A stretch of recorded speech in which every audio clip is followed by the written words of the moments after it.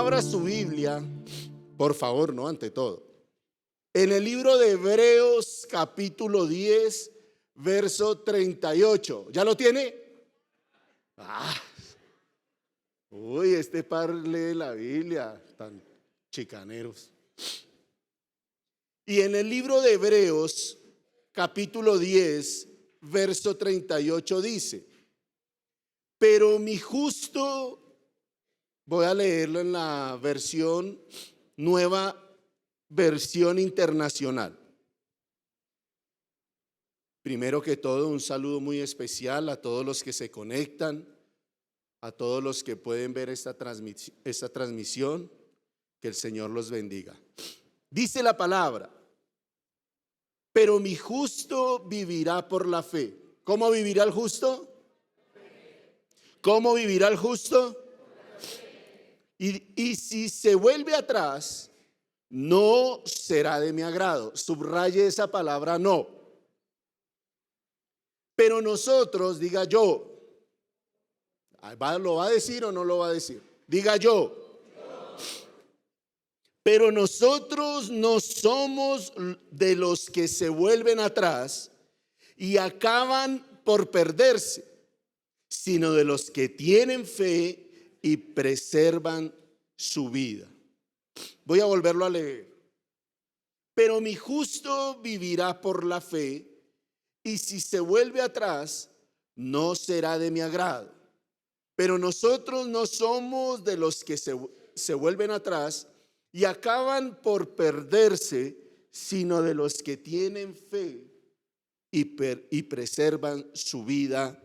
Amén y amén. Incline su rostro ahí donde está, cierre sus ojos y háblele hoy al Señor. Dígale al Señor que hoy hable a su vida, que hoy esa semilla de la palabra hoy sea sembrada en su corazón, pero que usted anhela en su corazón que esa palabra dé fruto, que no se quede solamente en un conocimiento, sino que esta palabra haga algo en usted. Padre, yo bendigo cada vida que está en este lugar. Yo pido, Padre, que hoy la palabra tuya, Señor, transforme el corazón de cada uno de tus hijos. Habla, Señor, y ministra cada corazón, Señor. Que ninguno salga de este lugar como entró, Señor, sino que tu palabra haga algo sobrenatural en el corazón de tus hijos. Te doy gracias, Señor, en el nombre de Jesús. Amén y amén. Sabe que en este tiempo, cuando se inicia un año comienza y está lleno de expectativas. ¿Cuántos tienen expectativas para este año? Yo creo que todos anhelamos tener un mejor año. Yo no pienso que haya alguien que diga: yo no quiero tener un buen año, quiero tener un mal año. ¿Hay alguien que en este lugar que piense de esa manera? No, ¿cierto?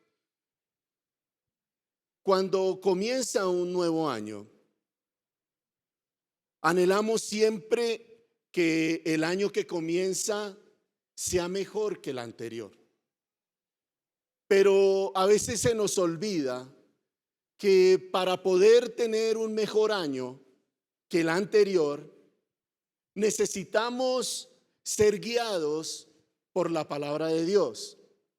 Ahora mi pregunta es, pregunté primero cuántos anhelan tener un año mejor que el anterior, y muchos levantaron la mano.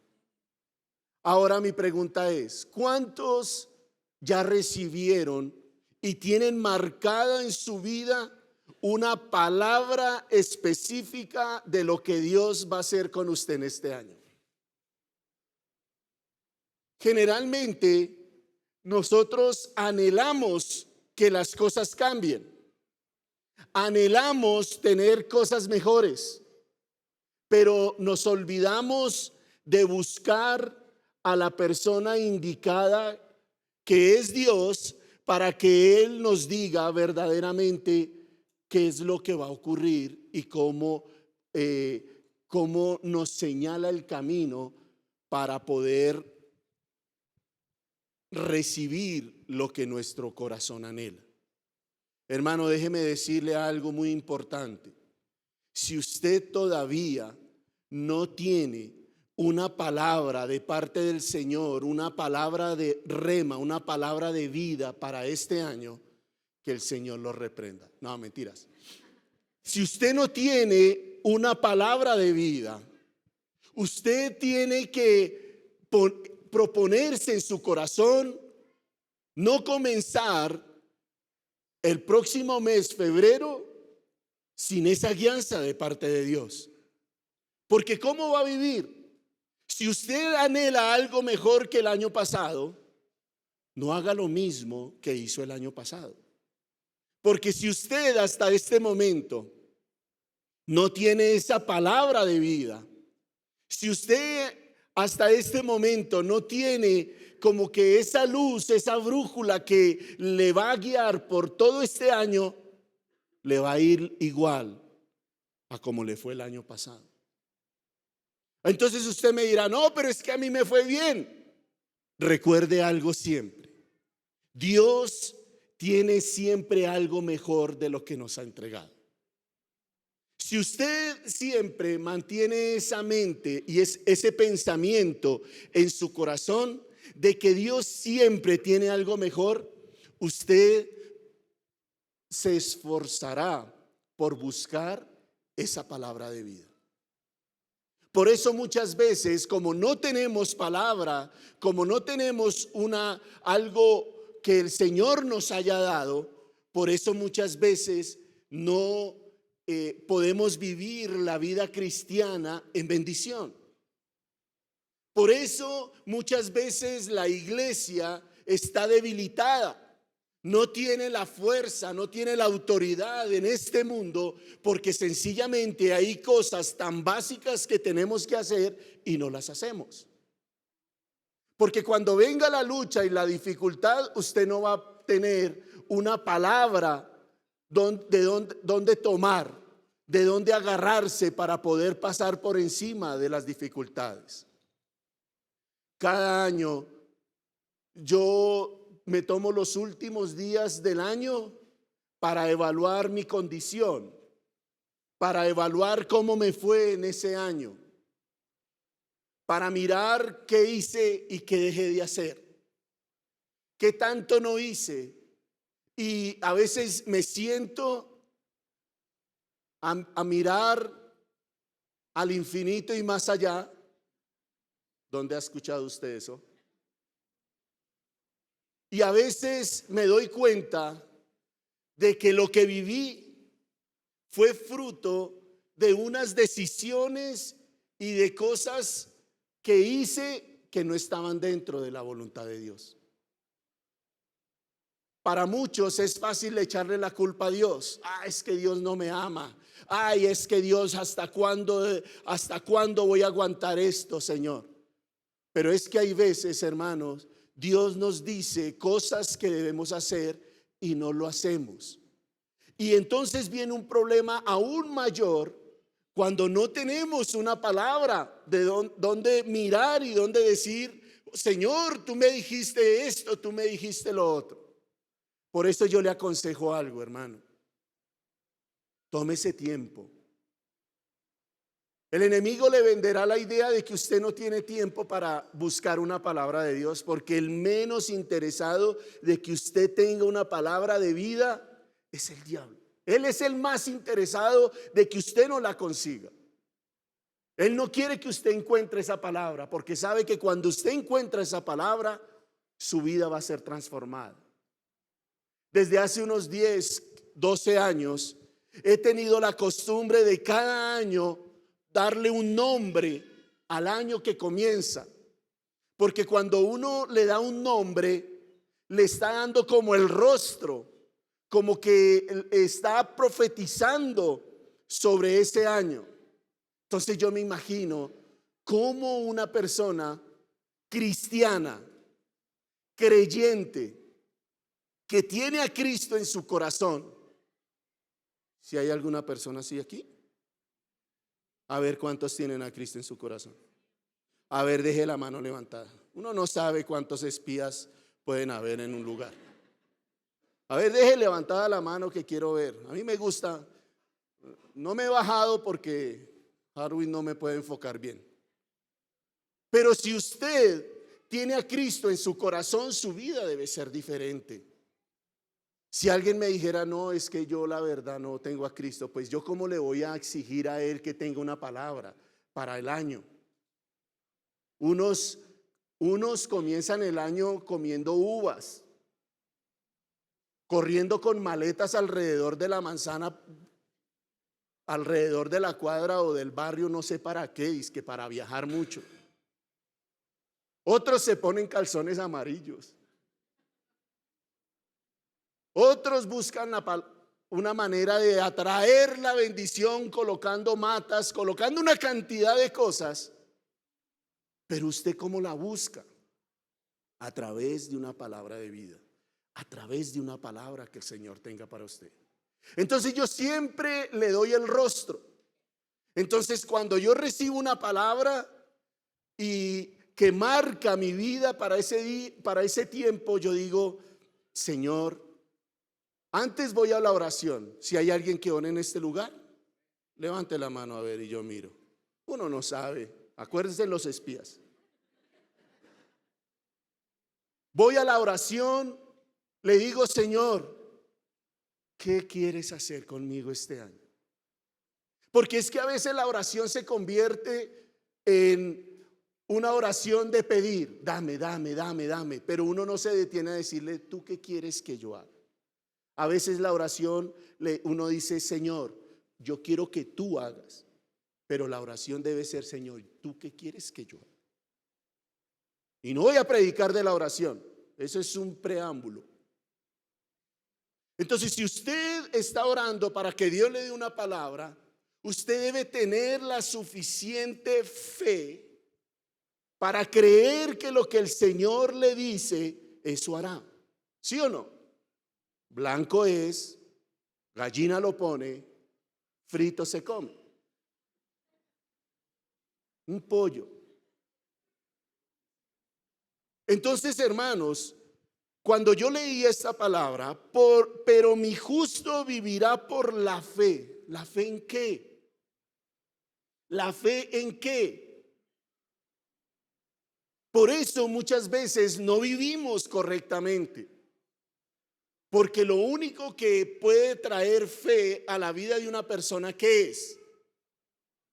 ¿Qué es? ¿Cómo viene la fe a una persona? Por el oír. ¿El oír qué? La palabra de Dios. Pero si usted no lee, si usted no busca una palabra comenzando un año, pues por eso es que vive lo que vive. Pues por eso es que anda como anda. Entonces no le eche la culpa al Señor. Porque muchas veces, si aún, hermanos, tenemos palabras y esas palabras a veces cuando viene la lucha y la dificultad nos tambalea la fe. ¿Hay alguien aquí que en algún momento de lucha, de dificultad, de prueba le ha tambaleado la fe? Deje la mano levantada. Eso no es pecado. Que le tambalea a uno la fe no es pecado. Porque cuando usted va a la palabra y encuentra las historias de los grandes héroes de la Biblia, si ha leído los grandes héroes de la Biblia, Abraham, Elías, David, hombres que uno los lee y dice, wow, tremendos. Pero en algún momento de su vida, la fe les tambaleó. En algún momento de la vida, ellos no supieron qué hacer. Por ejemplo, váyase conmigo al libro de Génesis. Libro de Génesis, capítulo 12. Es un llamado y es una promesa que Dios le hace a un gran hombre. ¿Ya lo tiene? estos lectores de la palabra. ¿A quién le hace ese llamado? ¿A quién? Abraham. Y dice la palabra, mire cómo comienza ese texto bíblico que es tan tremendo. Dice Génesis capítulo 12, verso 1 en adelante, dice: pero Jehová había dicho a Abraham: vete de tu tierra y de tu parentela y de la casa de tu padre a la tierra que te mostraré. Y haré de ti una nación grande y te bendeciré y engrandeceré tu nombre y serás bendición. ¿Dónde habremos leído ese texto bíblico antes? ¿Dónde habremos leído ese texto antes? Se lo dejo de tarea para que lo busquen. ¿Dónde lo leímos? Bendeciré a los que te bendijeran y a los que te maldijeren maldeciré. Y serán benditas en ti todas las familias de la tierra. ¿Escuchó esa tremenda palabra que el Señor le dio a Abraham? ¿Y acaso usted tiene algo o es usted diferente para que Dios no le pueda dar una palabra similar a usted? Quítele ese nombre a Abraham y póngale su nombre. Y uno dice: wow, esa palabra es tremendísima. ¿Qué sucede cuando Dios le da a uno una palabra? Uno se vuelve un gigante en la fe. ¿A usted el Señor sí le ha hablado? ¿Qué ha sentido cuando Dios a usted le da una palabra? ¿Qué siente? Respóndase usted mismo. Diga: yo mismo. Yo siento una tranquilidad, una paz.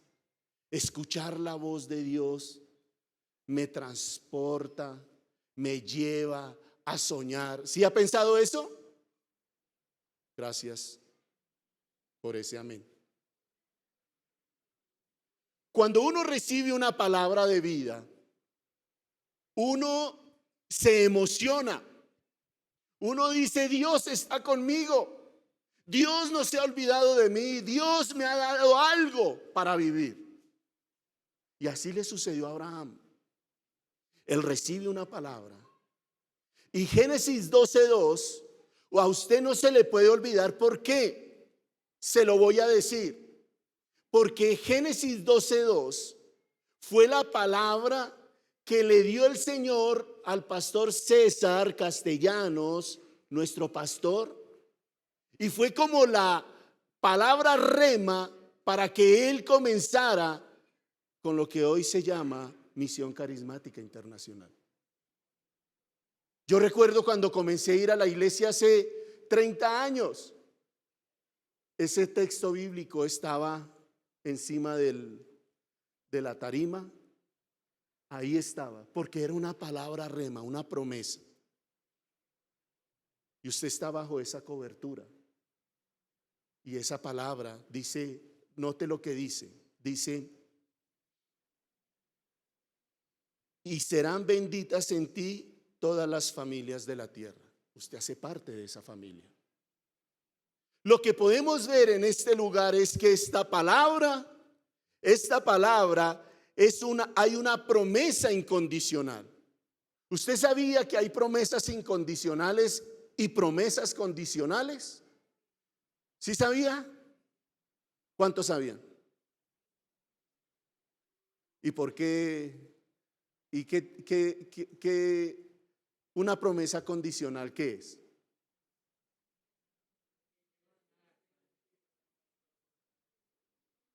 Sencillo. Una promesa condicional sucede y se hace realidad cuando yo tengo que hacer algo para que ella se lleve a cabo.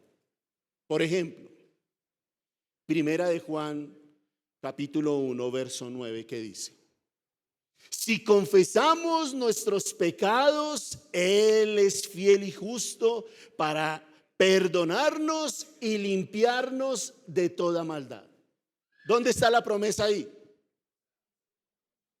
Perdón limpieza de toda maldad. Pero ¿qué debe ocurrir primero para que haya perdón y limpieza de toda maldad? Que debo confesar todos mis pecados. Una promesa condicional. Hay una condición, hay algo que yo debo hacer para que esto ocurra. Pero cuando leemos a Abraham, vemos que hay una promesa incondicional.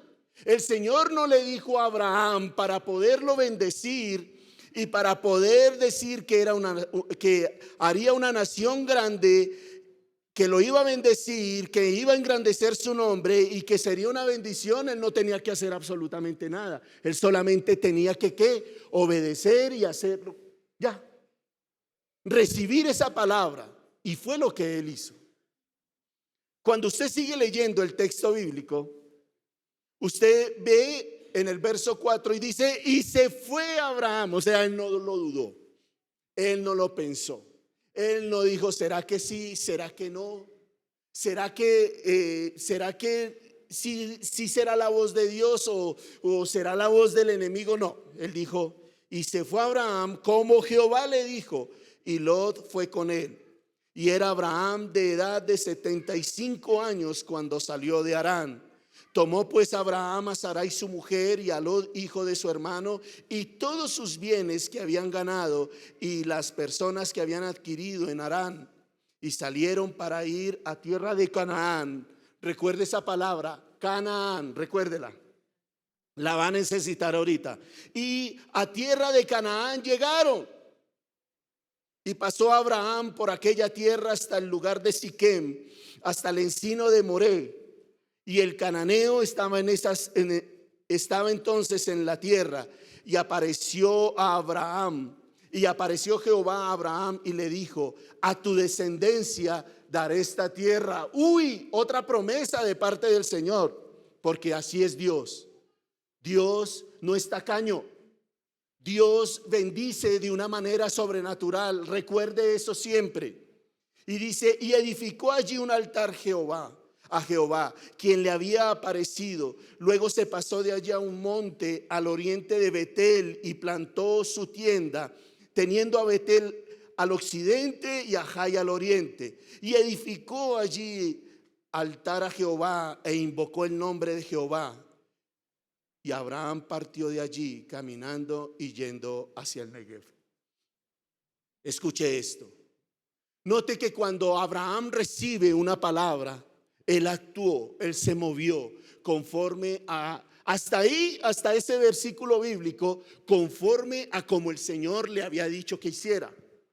Entonces sale, toma toda su gente, todo lo que Dios le había dado, sin pensar si era la voz y decir, ¿será que sí? ¿Será que no? No, él salió y comenzó ese trayecto y llegó a Canaán, al lugar donde Dios le había dicho. Estuvo allí y estaba agradecido. ¿Por qué sabemos que él estaba agradecido? Porque levantó unos altares donde ofrecía sacrificios, donde le daba gracias a Dios por lo bueno que era. Hasta el momento todo iba bien. Y así muchas veces somos nosotros cuando recibimos una palabra de vida. Cuando recibimos una palabra que marca el camino, nos ponemos felices, somos gigantes en la fe, no tocamos el piso para caminar, sino levitamos porque el Señor nos habló. ¿Sí le ha pasado eso? Yo sí me emociono cuando el Señor me habla. Hasta ahí todo iba bien. Cuando el Señor me hablaba esto, Él hacía que recordara la palabra que Él me había dado. Voy a compartírsela. Esta palabra el Señor me la dio a mí. Me la dio a mí como un 27, 28 de diciembre. Porque yo estaba orando y le estaba pidiendo al Señor que yo necesitaba ver algo en mi vida. Yo evalué el año pasado, no me fue tan bien como debería irme, pero yo decía, Señor, yo no puedo seguir haciendo las cosas que he venido haciendo porque mira el resultado. Pero yo necesito de ti, necesito una palabra, necesito saber que tú estás conmigo en este nuevo inicio de año. Y era 27 de diciembre. Pero yo ya estaba pensando en el próximo año, en este 2024. Y el Señor me lleva a una palabra tremendísima. Me llevó al libro de Deuteronomio, capítulo 33. No lo busque, se lo voy a contar. Y no vaya a tener envidia de mí, porque busque sus palabras. En el libro de Deuteronomio, capítulo 33, verso 14 en adelante, usted en el libro de Deuteronomio va a encontrar que ahí en esa parte Moisés comienza a bendecir a las 12 tribus de Israel. Y específicamente cuando comienza el verso 14, desata la bendición sobre la tribu de José. Y entonces le dice Moisés a la tribu de José, le dijo, a José dijo, bendita de Jehová sea tu tierra, con lo mejor de los cielos, con el rocío y con el abismo que está abajo, con los más escogidos frutos del sol, con el rico producto de la luna, con el fruto más fino de los montes antiguos, con la abundancia de los collados eternos y con las mejores dádivas de la tierra y su plenitud. Diga, wow. ¿No se emociona con una palabra de esas? Yo estaba emocionadísimo. Pero ¿sabe cuándo más me dio emoción? Cuando saltó un versículo bíblico dentro de los que acabo bueno, me falta un pedazo para leer. Pero hubo un texto bíblico que me marcó más. Se lo voy a leer y se lo voy a regalar gratis. Se lo voy a dar gratis. Dice, escúchelo bien, ponga bien cuidado. ¿Está preparado? Esto es sobrenatural, esto no lo dan todos los días. Dice, y la gracia del que habitó en la zarza venga sobre la cabeza de José y sobre la frente de aquel que es príncipe entre sus hermanos. La gracia del que habitó en la zarza. ¿Usted puede entender eso? Yo inmediatamente tomé esa palabra para mi vida. La gracia del que habitó en la zarza. Usted me dirá, ¿ese man qué? ¿Ahí qué? Para mí fue una palabra sobrenatural. Todo lo que hacemos nosotros en la vida cristiana es por gracia. Usted está aquí por la gracia de Dios, por un favor inmerecido. Usted conoció al Señor porque el Señor así lo quiso. Le dio la gracia. Y todo lo que usted haga en este año lo va a recibir, no porque se lo merezca. Aquí nadie merece nada, ni yo tampoco. Pero la gracia del que habitó en la zarza va a estar ahí. Pero note esto, finalizando el año, yo recibo esta palabra y me dio una alegría. Yo decía, Dios mío, un gigante en la fe. Yo decía, bueno, aquí voy yo, abran paso, porque la gracia del que habitó en la zarza está conmigo. Así que cuidadito. Tuve la oportunidad, y fue un regalo del Señor, de poder estar en Valle de Bravo el fin de año. Yo no me imaginaba ni tenía pensado ir a Valle de Bravo. Pero estando, no vaya a sentir envidia, estando en el jacuzzi, no sienta envidia, vaya a Valle de Bravo y disfrute un jacuzzi. Estaba yo sentado en el jacuzzi mirando todo y las burbujas, y yo ahí, ay, qué rico. Y todos los que estábamos ahí comenzamos a dar gracias al Señor. Ay, Señor, gracias, Dios mío. Y yo decía, Dios, pero yo ¿cuándo me iba a imaginar que iba a estar por acá? Y todos dando gracias y todo, y me acordé del texto. Claro, esa es la gracia del que habitó en la zarza. Wow, qué tremendo, ¿no? Dele un fuerte aplauso a Jesús.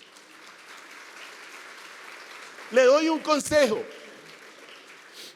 No se acostumbre a las bendiciones de Dios, por pequeñas que éstas sean, porque son bendiciones de Dios. Usted puede estar sentado allá y decir: gracias por estar en un jacuzzi. Usted no sabe lo que significó para mí estar en ese jacuzzi.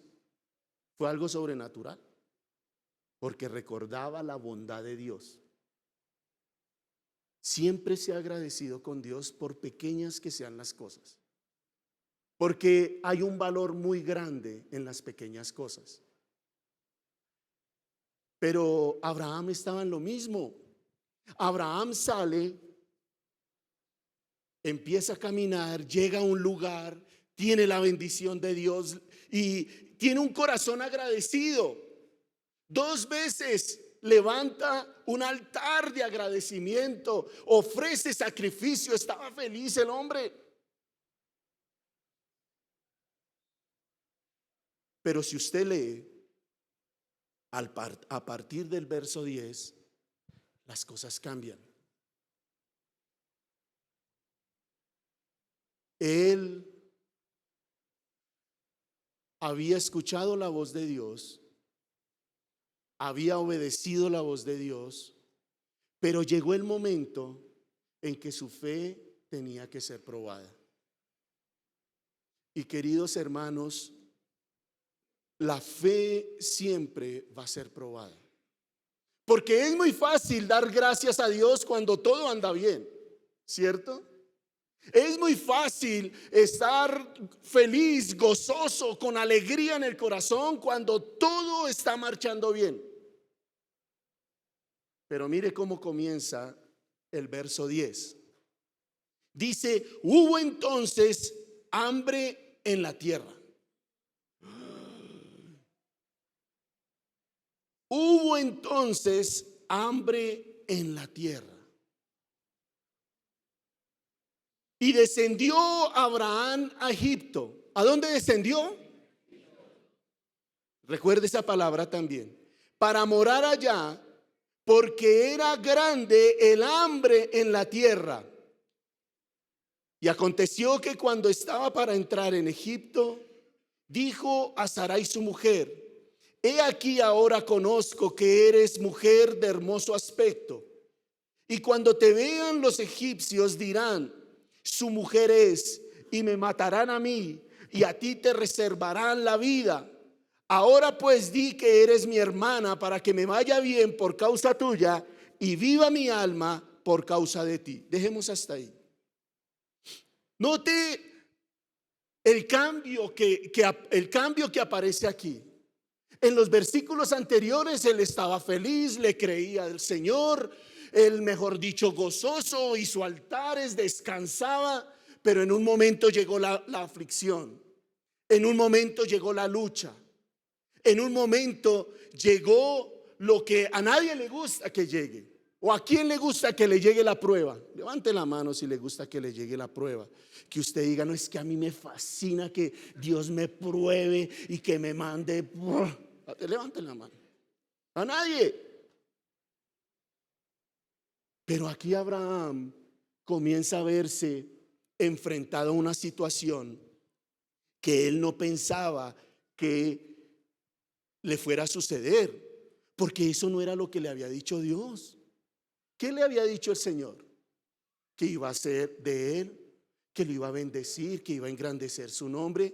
Pero yo no veo que ahí diga: lo voy a poner a aguantar hambre, a ver si me cree. Ahí no dice eso. Él estaba feliz porque todo era color de rosa, como nos gusta a veces a nosotros, que todo sea color de rosa. Entonces, este hombre, lo primero que hizo fue, que yo lo veo de esta manera, y es que él tenía valor porque tenía fe. Pero en el momento que viene la prueba y la lucha, cambió la fe por el temor.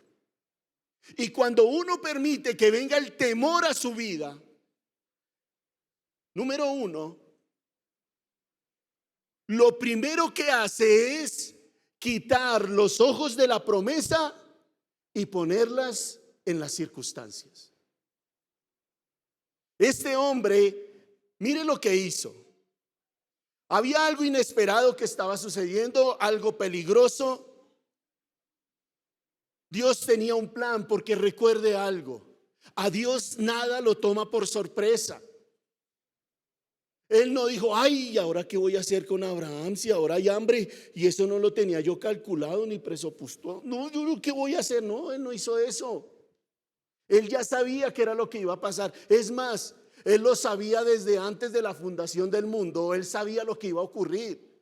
O sea, para él eso era normal. Porque Él es el dueño de todo, del oro, de la plata. Él es el que te puede bendecir. Él es el que puede darte lo mejor. Pero Él tenía que ser probado. Y llegó el momento de la prueba.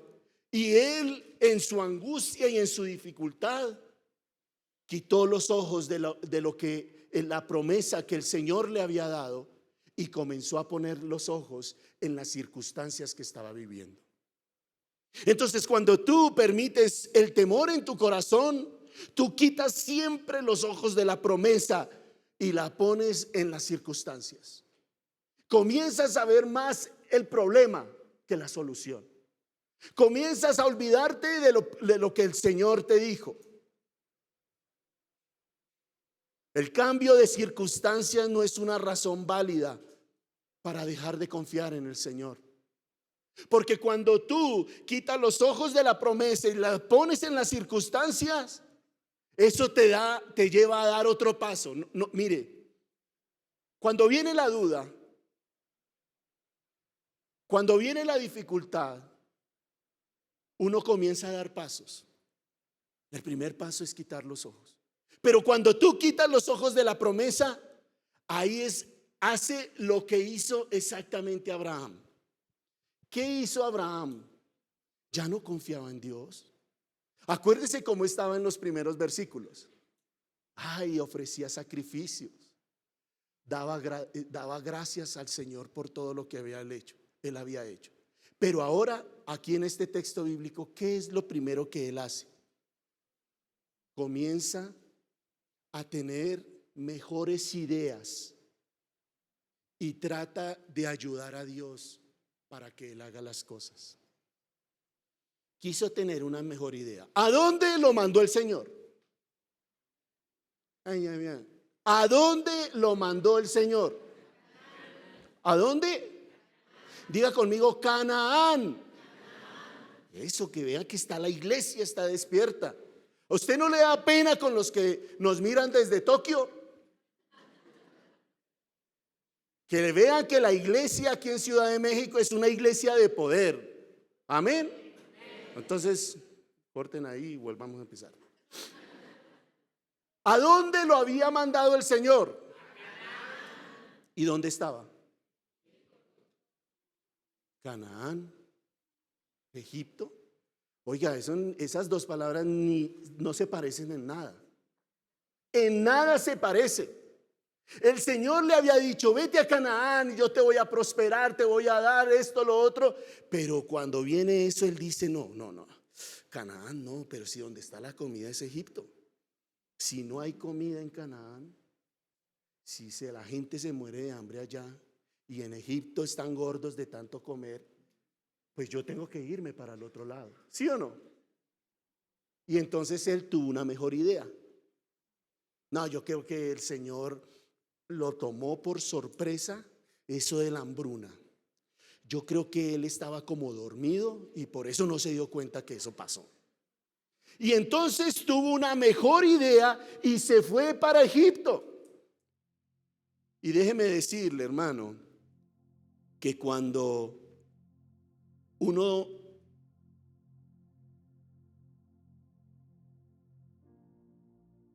toma decisiones o cambia el camino del Señor, el postrer estado va a ser peor. Va a ser peor. Cuando tú lees esta parte, este texto bíblico, tú te das cuenta que había obedecido Abraham y que después piensa que tiene una mejor idea y por eso se acerca con todo su pueblo, su esposa y todo, a una ciudad donde Dios no lo había mandado. ¿Cuántas veces usted recibe una promesa? Recibimos una palabra, recibimos algo sobrenatural de parte de Dios, y cuando viene la lucha y la dificultad, comenzamos a tener mejores ideas, comenzamos a cambiar y a desvirtuar lo que el Señor nos dice, y le empezamos a añadir cosas para tratar de que las cosas sigan funcionando. Así no opera. El año pasado comencé a ir al médico. Venía sufriendo de unas dolencias en mis manos, y eso hace muchos años. Comencé a ir al médico y el médico me mandó al reumatólogo.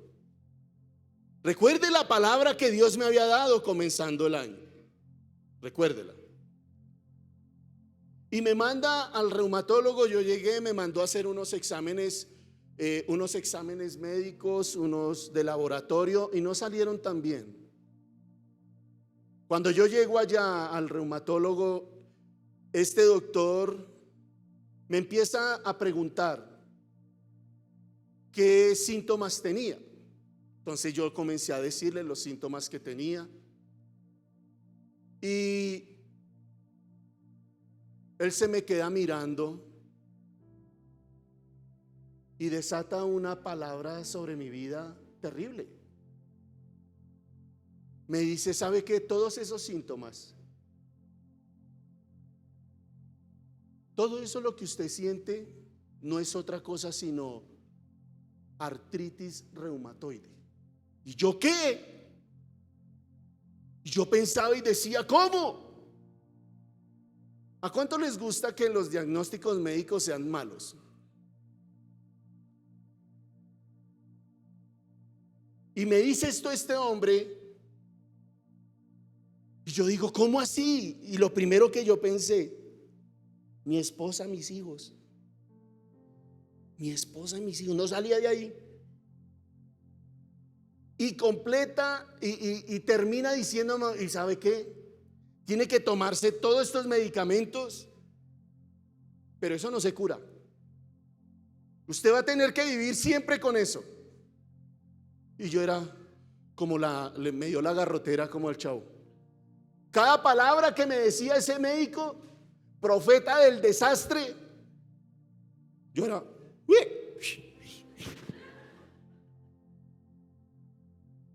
han sido días duros.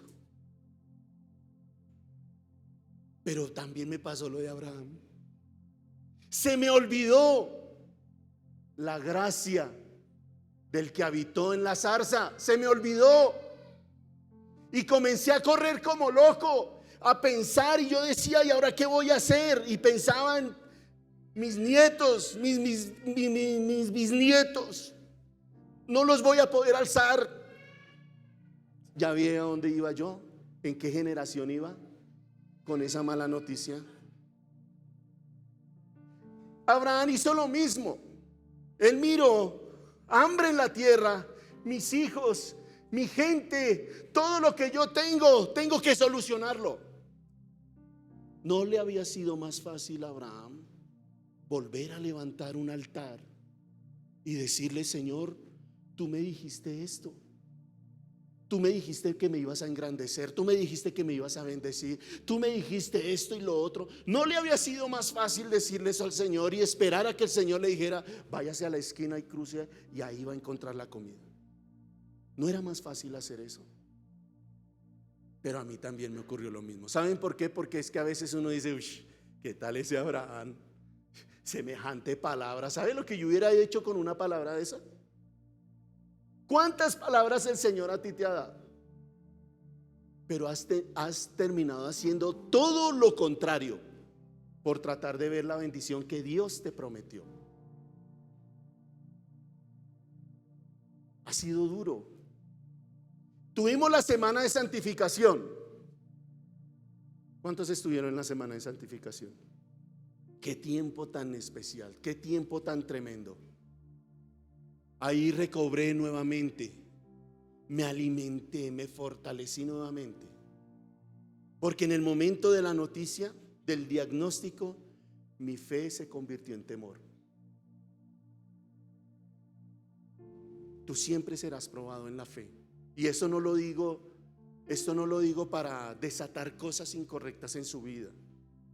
Es que cuando tú lees lo que la palabra de Dios dice, tú te vas a dar cuenta que todos los hombres, todos los grandes hombres de fe, todas las mujeres grandes de fe que narra la Biblia, siempre fueron probadas en su fe, para ver si es verdad tanto de lo que la boca dice. Abraham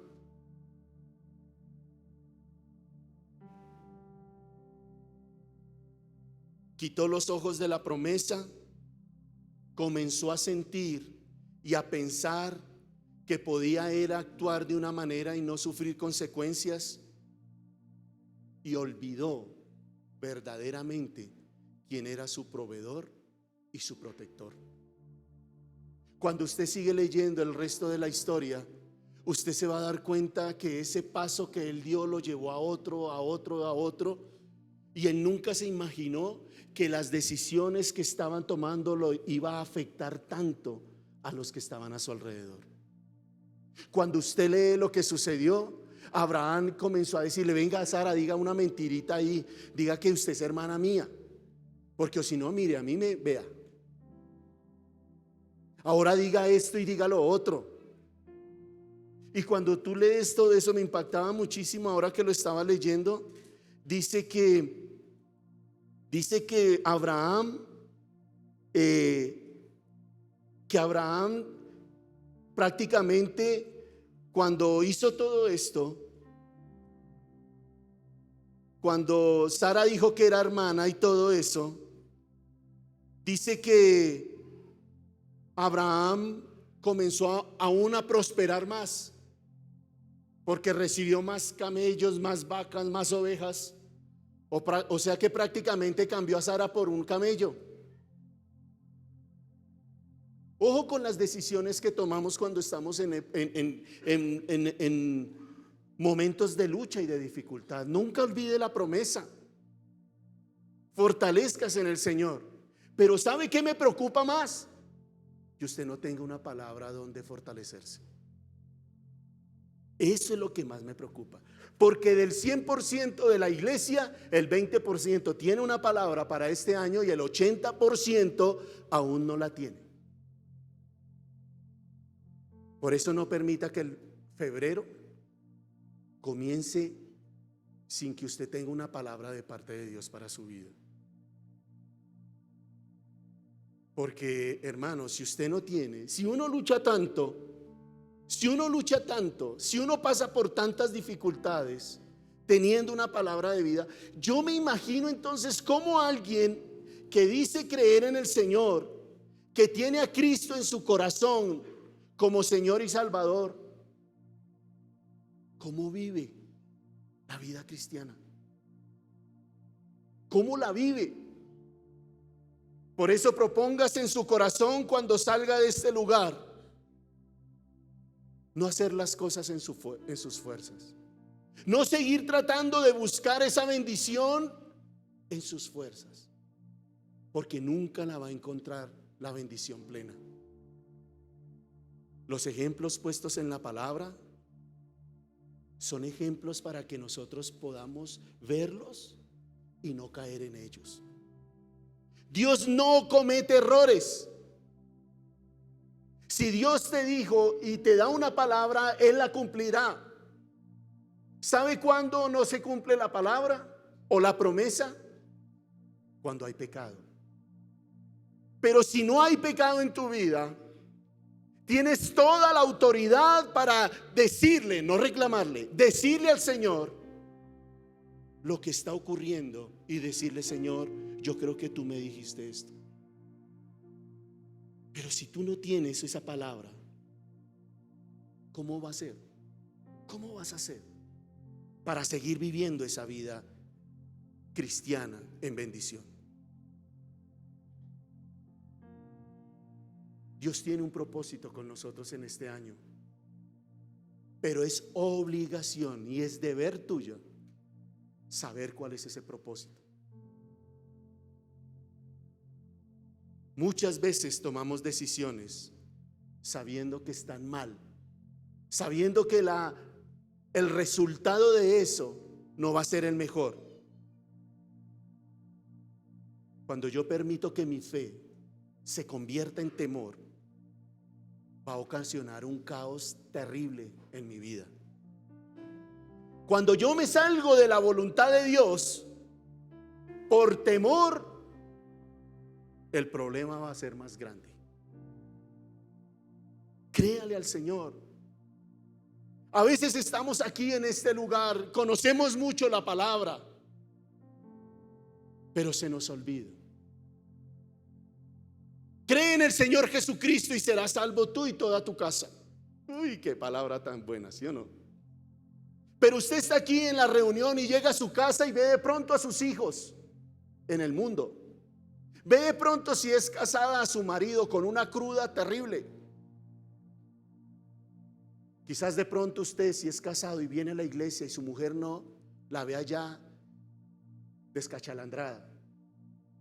¿Sabe lo que significa descachalandrada? Escríbala ahí y busque el significado. Y la encuentra descachalandrada y lo primero que usted hace es: ¿hasta cuándo voy a aguantar esto? ¿Hasta cuándo? Mire, mire, mire. Pero si acaba de enterarse de que si usted cree en el Señor Jesucristo, será salvo tú y toda tu casa. ¿Dónde está? ¿Dónde está esa promesa? ¿Se te olvidó? Por eso hay más de 3,000 promesas en la palabra de Dios para tu vida. Creo que usted no me entendió. Hay más de 3,000 promesas en la palabra para tu vida.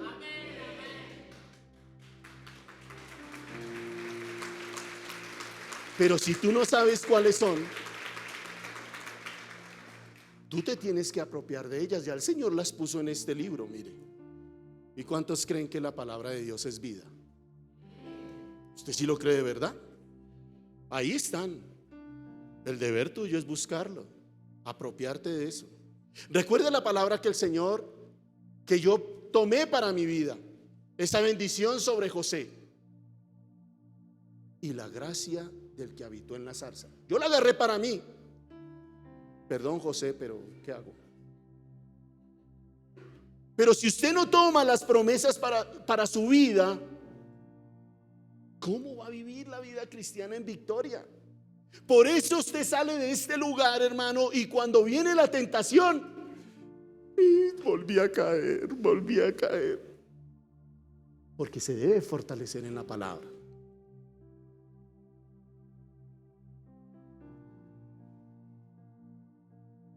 Me impactaba algo que leía, y es que cuando queremos hacer algo malo, siempre encontraremos una buena razón para hacerlo. Mediten esas palabras,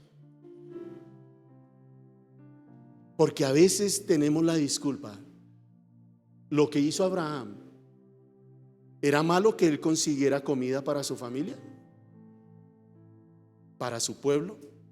¿Era malo lo que él iba a hacer de que todo su pueblo no sufriera? Claro que no era malo, pero es que él hizo cosas que Dios no lo había mandado a hacer. Y quizás de pronto al día de hoy tú has hecho cosas que Dios no te ha mandado a hacer y por eso estás viviendo lo que estás viviendo. Hoy es un día para que tú vuelvas al camino. Hoy es el día para que tú nuevamente te enrumbes por el camino que Dios tiene para ti. Dios es fiel. Dios es bueno. Él quiere lo mejor para cada uno de nosotros. pero quizás de pronto tu fe ha menguado. Por un momento el diablo quiso sacarme, pero Dios es bueno. Cuando cantábamos esta canción de Dios es bueno, todavía tengo lo que el profeta del desastre dijo: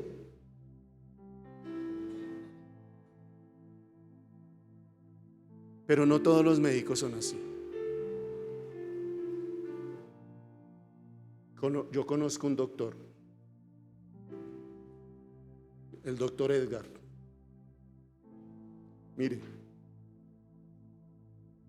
él generalmente, cuando uno va a consultarle algo, si él no tiene nada bueno que decir, no habla.